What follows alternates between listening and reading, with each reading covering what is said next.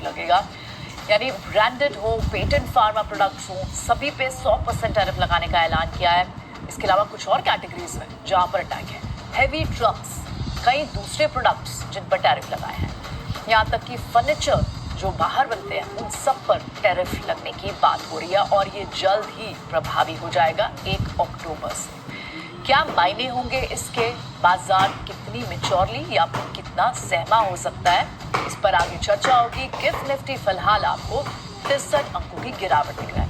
कल हम 24,900 के बाद भी स्लिप के नीचे भी स्लिप हुए थे। एफआईएस की बड़ी सेलिंग भी आई है कल, लेकिन इस बीच आज आप करें क्या, ये सारी स्ट्रैटेजी लेकर पावर ब्रेकफास्ट में शामिल है अजय बंगा, मार्केट एक्सपर्ट हमारे साथ बने हुए हैं, ग्लोबल मामलों पर बड़ी पैनी नजर रखते हैं। मॉर्निंग मिस्टर बंगा, ये तो बहुत बड़ा सरप्राइज है।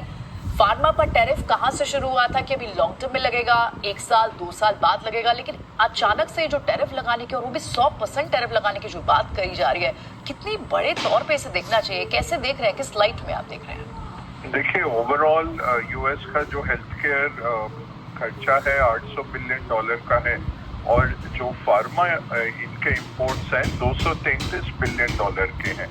तो आप बात कर रहे हैं कि $200 बिलियन से ज्यादा का खर्चा बढ़ सकता है, ये छोटा अमाउंट नहीं है।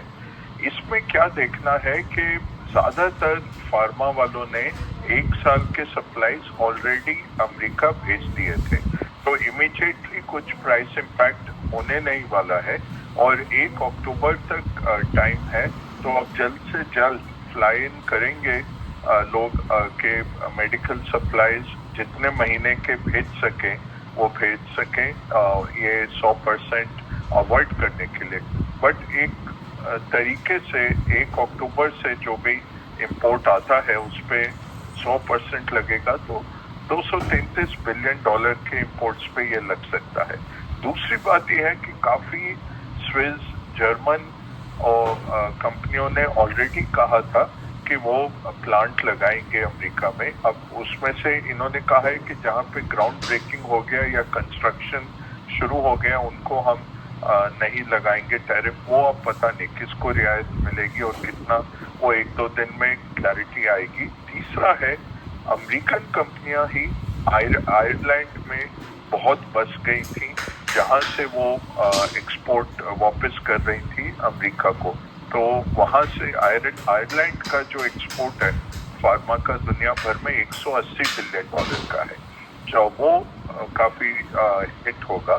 चौथा है भारत का क्या एक्सपोजर है। भारत का $12 बिलियन का एक्सपोर्ट था अमेरिका को पिछले साल, तो उसमें भी ज्यादातर हमने 1 साल की दवाइयां भेजी हुई हैं।